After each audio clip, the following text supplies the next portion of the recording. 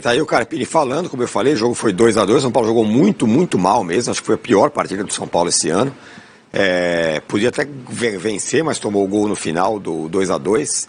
Arnaldo, pela coletiva aí do Carpini, a história da lua de mel de fato já está, se não acabou, está nos últimos dias ali. Tá meio no fim, o pessoal já pensando na viagem de volta, vai começar a trabalhar de novo. O Carpini já teve que claramente explicar por que não sei quem não joga, falar de contusão, falar de não sei o que, respeitar a opinião, papapá. Bom, lua de mel costuma durar uma semana, né? Alguém teve lua de mel maior que uma semana? Só o Massa. Massa, eterno, né? Massa? A minha é eterna. Teve, eu amo a Renata e a gente sempre se vê. Então, mas né, na figura de linguagem, né? No que é a lua de mel, né? Conhecidamente, depois do casamento, costuma durar uma semana. E é isso. São Paulo teve a lua de mel com o Carpini durante o jogo de Itaquera e o jogo de BH, Corinthians e Palmeiras. Agora, depois da 9ª partida, a gente já começa a enxergar, porque o que a gente falava aqui quando o São Paulo resolveu tomar essa decisão? Escolher o Carpini para substituir o técnico que estava indo à seleção brasileira e conquistou um título inédito pelo São Paulo. Essa decisão implica uma série de questões. Primeira, o Carpini passa a ser analisado no dia a dia num time grande, coisa que nunca aconteceu na carreira dele. Nós observávamos o Carpini, nós aqui, o Raí Monteiro, nosso editor, na Série B, e nada do que ele tenha feito na Série B, de fato, se aplica ao momento atual que ele vive. Mas algumas características de treinador que ele tem como pessoa estão ali presentes. E agora, depois de 9 jogos, a gente entende um pouco como funciona o Carpini, treinador do dia a dia. Se não nos treinos, nas partidas. 9 partidas, para mim, é um retrato razoável. E acho que ele, primeiro, a gente falava aos poucos o que vinha acontecendo. Aquele time do Dorival, do estilo tico-tico no fubá, que o Tironi não gosta, não existia mais. Ele teve alguns momentos de tico-tico no fubá, justamente no jogo mais difícil contra o Palmeiras em Belo Horizonte. Uma série de questões. Primeiro porque grande parte dos jogadores da época do Dorival estava presente, como o Rafinha, que é um, digamos, dos pilares do tico-tico no fubá, do estilo curto, jogo de construção. O Rafinha se machucou, certo? Assim como outros 6 jogadores. E, aos poucos, o tico-tico no fubá foi sendo dilacerado por um jogo mais vertical, um jogo com mais imposição física, com uma pressão e tudo mais. Agora, vai fazer esse jogo contra o Bragantino. O time B do Bragantino. Pior. Repare como é que é o time B do Bragantino, fisicamente falando. Você vai apanhar, meu velho. Não tem como. Aliás, o Bragantino B tem um camisa 10, um Lincoln, que tem umas trancinhas no cabelo canhoto. Rapaz, que jogador de bola. Ele é que tá no Bragantino, mas olha, esse moleque aí, se nada acontecer diferente na carreira dele, é um cara que alia força, técnica, inteligência. Ele faz a jogada do 2-2, quando o jogo tinha acabado. Muito bom jogador. Mas nesse estilo, e aí o gol do Caleri, o 2-1, o São Paulo foi perdendo uma característica sem ganhar outra ainda. Até porque está muito mutilado, né? Como o Carpini falou, 7 desfalques sábado. Essa jogada do Lincoln em cima do Bobadilha, no sábado, com outra vez o lateral direito improvisado, o Bobadilha, que tomou um passeio o tempo todo. Então, assim, o Carpini não tinha muitas opções. De fato, ele não tinha muitas opções para esse jogo. Agora, tudo aí começa esse desgaste, digamos assim, precoce, com uma estratégia muito errada em Campinas, né? Em que ele tinha a faca e o queijo na mão. Ele tinha sido campeão da Supercopa e o time reserva dele tinha ensacado o Água Santa, que não ganhou mais. Aliás, que não perdeu mais. Depois disso, aliás, está em segundo lugar e vai jogar contra o Palmeiras do Massa, lá na frente.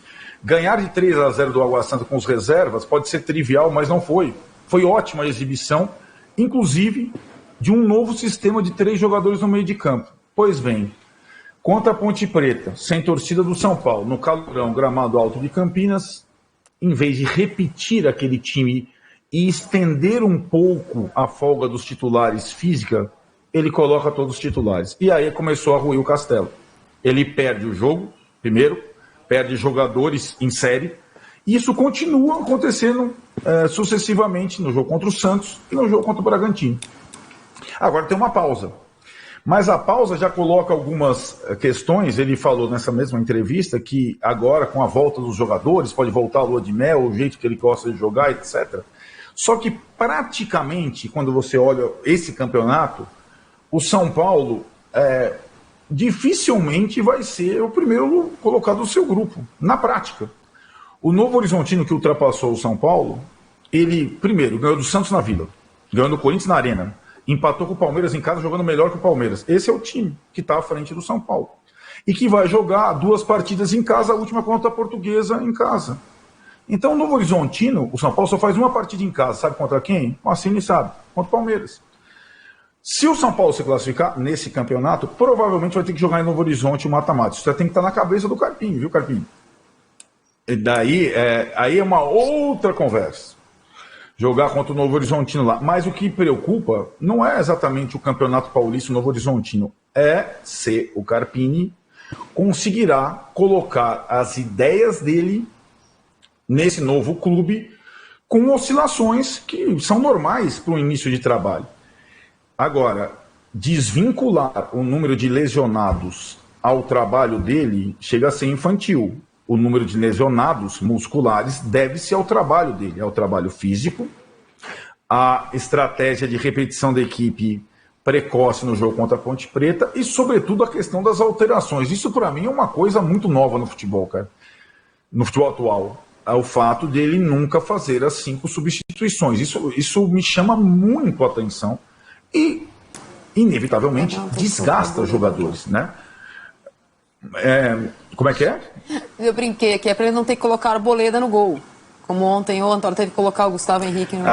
Não, mas aí eu acho que a arbitragem em relação ao São Paulo é um outro capítulo, mas isso não é capítulo, porque o Arboleda foi expulso do jogo por uma falta que talvez ele tenha cometido, mas se cometeu, não foi exatamente uma entrada. A gente falou do jogo viril de Palmeiras e Corinthians, jogo São Paulo e Bragantino, teve uma falta viril, uma bica do Elinho, inconformado com a falta do Arboleda, não marcado no Eric. Mas não foi um jogo físico, mas com muita lealdade.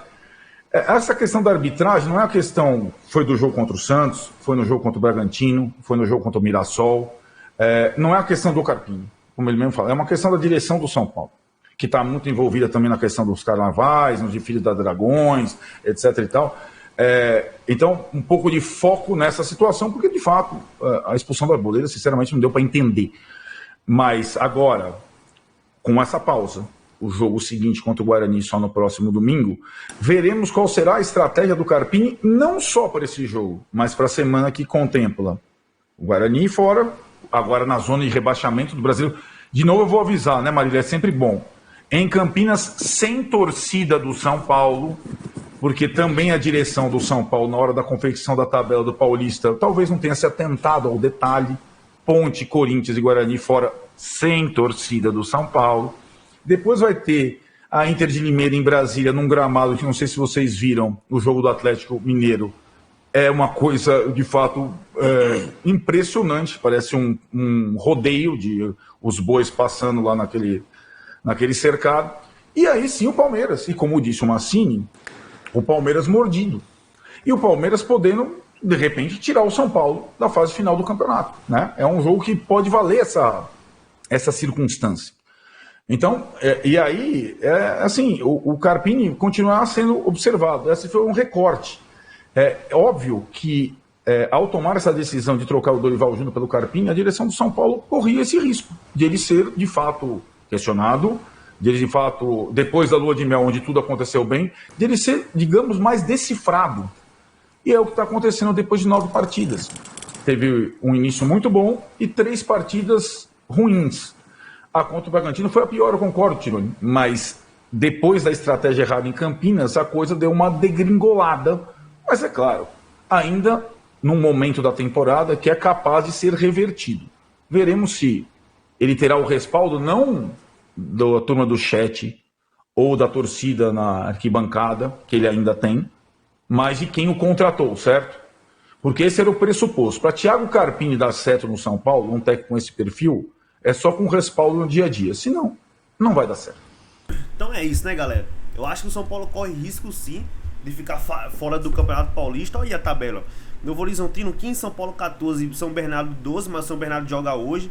Obviamente, São Paulo tem um jogo a menos ainda. Se São Paulo ganhar o jogo a menos, o São Paulo vai para primeiro de novo, mas corre o risco, né? O Novo Horizontino vai ganhar praticamente todos os seus jogos. Joga 2 em casa e 1 fora. O São Bernardo também está fazendo uma ótima campanha. Então o São Paulo corre risco, sim, de jogar contra o Palmeiras. Se empatar ou perder, tá fora da próxima fase do Campeonato Paulista. Então é absurdo, cara. Essa, não vou dizer que a campeã do São Paulo é absurdo, até porque realmente o grupo do São Paulo tá muito difícil mesmo.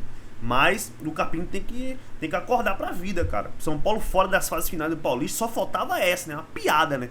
Então acho que é isso. Se inscreve no canal, deixa o like, comenta sua opinião sobre isso aí. O que você tá achando do Carpini e tal, precisa melhorar. Porque tá com muito desfalque ou não. Comenta aí todos os que querem aí pra Band Sport, link na descrição aqui, valeu? É nóis, vamos São Paulo!